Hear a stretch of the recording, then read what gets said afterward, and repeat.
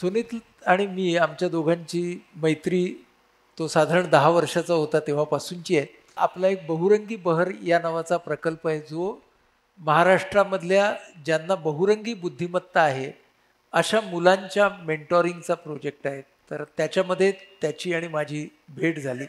सुनील, हे दगड आणि लाव्हा, तू पुण्यातला मुलगा, राईट? हो, म्हणजे पुण्यातले दगड म्हणजे फर्ग्युसनची टेकडी, हो. हा, पर्वती वगैरे वगैरे.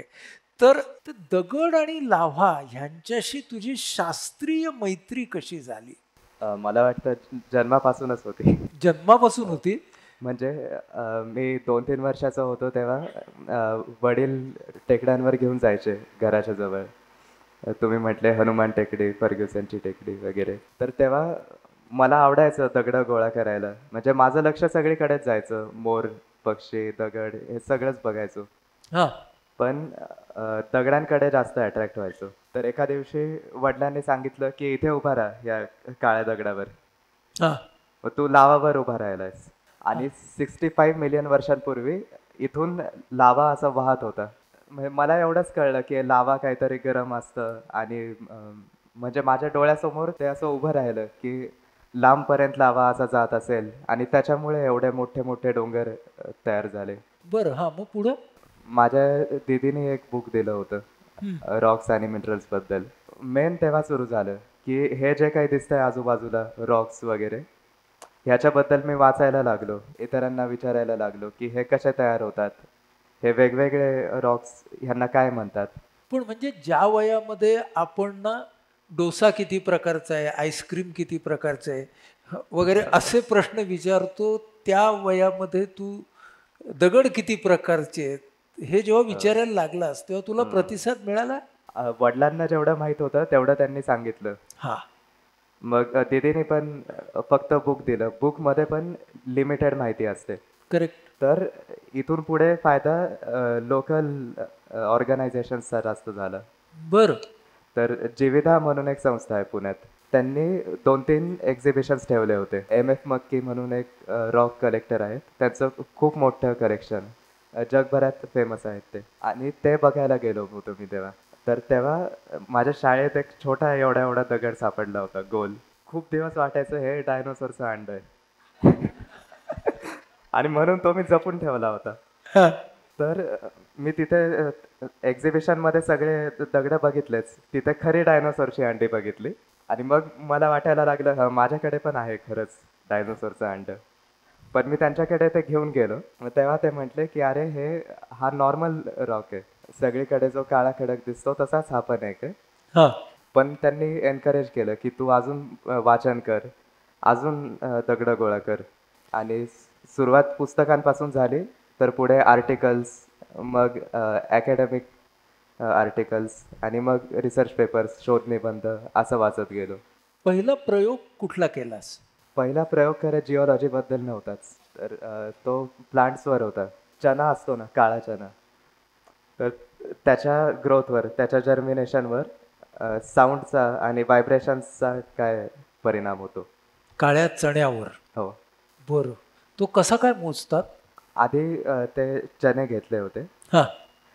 आणि त्याच्यातून रूट आलं बाहेर, हा. की त्याची लेंथ मोजत गेलो 1 आठवड्यासाठी. बरं. आणि बरेच 125 मला अजूनही आठवत आहे, की 125 चणे घेतले होते हा. आणि प्रत्येक ग्रुपला एक वेगळ्या फ्रिक्वेन्सीने आवाज दिला होता. म्हणजे मुद्दा काय, की अशी एक्सपेरिमेंटल मेथड एक असते, जी सायन्समध्ये वापरायची असते, हा. असं तेव्हा मला लक्षात आलं.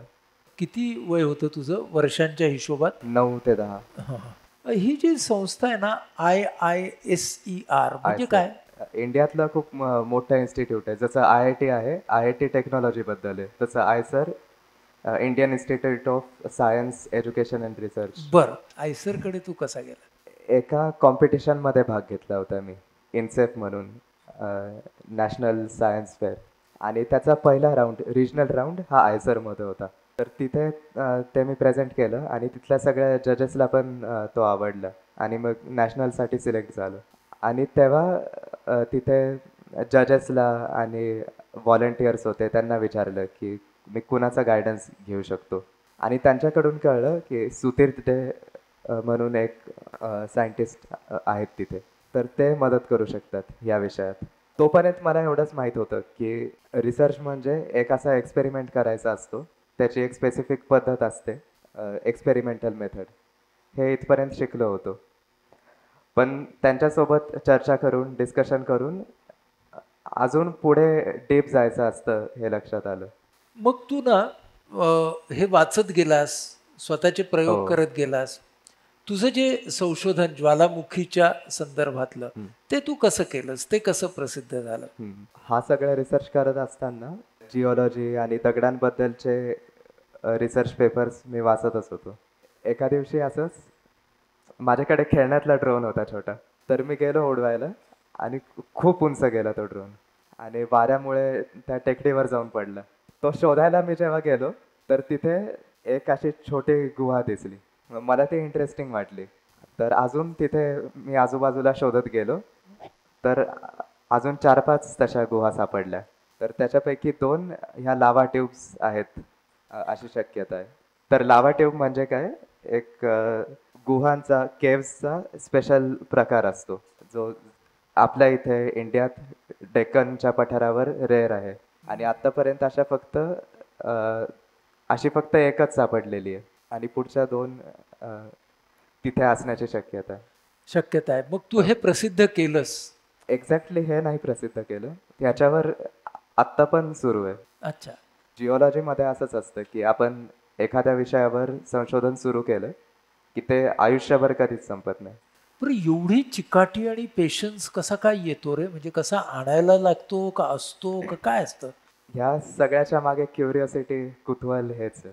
पेशन्स असायची गरजच नाही. कुतूहल असलं की झालं. हो, मग वेगळा पेशन्स नाही लागत. बरोबर. म्हणजे लहान मूल असतं, लहान मुलांना किती प्रत्येक गोष्टीचं कुतूहल असतं. मग ते त्याच्यासाठी काही पण करतील. हो. हे सगळं तुझा जो जर्नी आहे की नाही, तर तो करत असताना तू वेगळा आहेस इतर मुलांच्या पेक्षा. हे तुझ्या कसं लक्षात आलं? तुझ्या घरच्यांच्या कसं लक्षात आलं? आणि त्यांनी काय पद्धतीने तुझ्याबरोबर डील केलं? पहिली गोष्ट म्हणजे मी वेगळा आहे असं मी स्वतःला कन्सिडर करत नाही. बरं. असं बऱ्याचदा जाणवायचं की मी इतर मुलांसोबत जेव्हा बोलतो हं. स्वतःच्या वयाच्या, तर त्यांना बऱ्याच गोष्टी कळत नाहीत मी काय बोलतोय ते. जरी नॉर्मल काहीतरी बोलत असलो तरी, बरोबर. की तर तेव्हा खूप प्रॉब्लेम व्हायचा आणि मला वाटायचं की ह्यांच्यासोबत बोलून पण काही उपयोग नाही. माझे विचार किंवा माझे व्हॅल्यूज हे ॲप्रिशिएट होणारच नाहीत. तरी नंतर असं लक्षात आलं माझ्या की आपल्या मनात जे आहे ते दुसऱ्यांपर्यंत पोचणं पण तेवढंच महत्त्वाचं आहे. त्यांच्या लेवलने ते तर आपल्या लेवलला येऊ नाही शकत, तर आपण त्यांच्या लेवलला जाऊन विचार करायला पाहिजे आणि मग त्यांच्यासोबत संवाद साधायला पाहिजे. मग संवाद साधायला सुरुवात केली. हो. घरच्यांचं कॉन्ट्रिब्युशन काय काय? आई वडील नेहमी असं सांगायचे की आपण वेगळे आहोत तर आपण वेगळं राहायचं. कशा अर्थाने की आपले व्हॅल्यूज, म्हणजे इंटेलिजन्स जास्त अशा ह्याने नाही, पण आपले व्हॅल्यूज वेगळे आहेत, आपले मोरल्स वेगळे आहेत, हे आपल्याकडे ठेवायचे. आणि हे जेव्हा आपल्याला माहीत असतं आपण कोण आहोत हे आपल्या मनात पक्क असतं, तेव्हा आपण बाहेर किती पण पुढे जाऊ शकतो. खरंय. शिक्षणाचं काय झालं? शालेय शिक्षणाचं तुझ्या बाबतीत? तर लहानपणापासून खूप शाळा बदलल्या.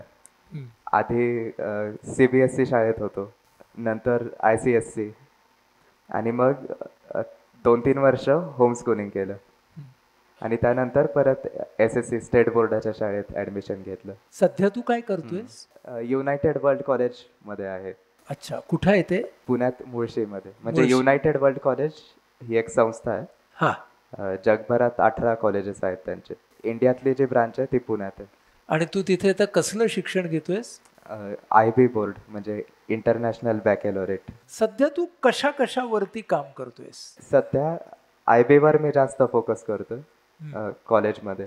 तर IBमध्ये कसं असतं की फक्त सायन्स किंवा फक्त आर्ट्स असं नाही घ्यायचं. फिलॉसॉफी हा एक नवीन विषय घेतला आहे मी आणि ह्याच्या व्यतिरिक्त जिओलॉजीच्या आधीच्या काही रिसर्चेसवर काम सुरू आहे.